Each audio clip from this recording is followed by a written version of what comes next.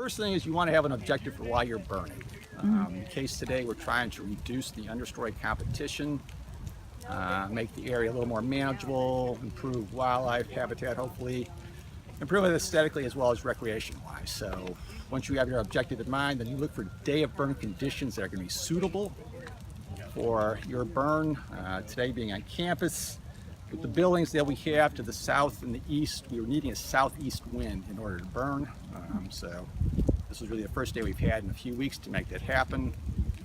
So then once you decide your day of burn conditions, you come out, you want to create some safe space with your fire. So we set a backfire, which is set into the wind, creates a little bit of space, and then we're able to run larger strips of fire that can burn a little more quickly and burn a little more intense.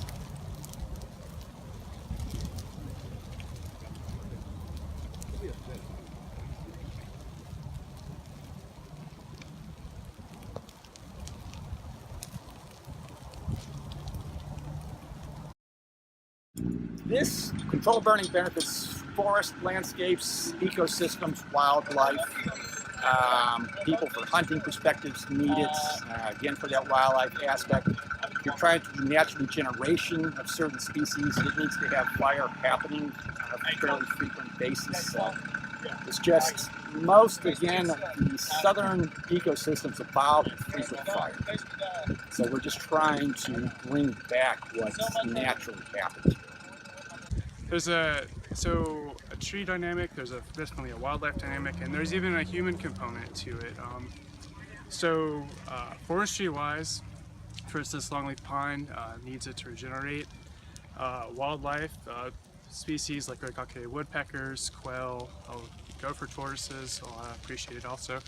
But also a human dynamic, it's very important because the aesthetic beauty and also the ecological significance of it is very important to us.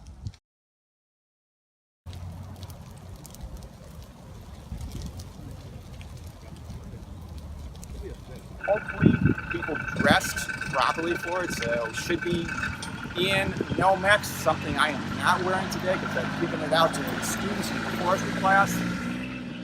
So you should have hard hats, steel-toed boots, and then knowledge of how to prescribe fire as well as knowing where safety zones are at. So if something does go wrong, you know that I can get out either this way or that way and reach someplace that will not burn. Because development of campus has been a little more difficult to burn than it would have been in the 40s and 50s, and we're trying to bring that back as well as get the campus comfortable with burning. There are certainly a number of issues with smoke and sensitivity of various pieces of equipment around here.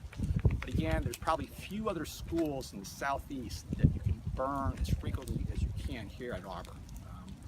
And it's unique to be able to burn on campus in a setting like this. So this is just absolutely, in my mind, an incredible learning opportunity for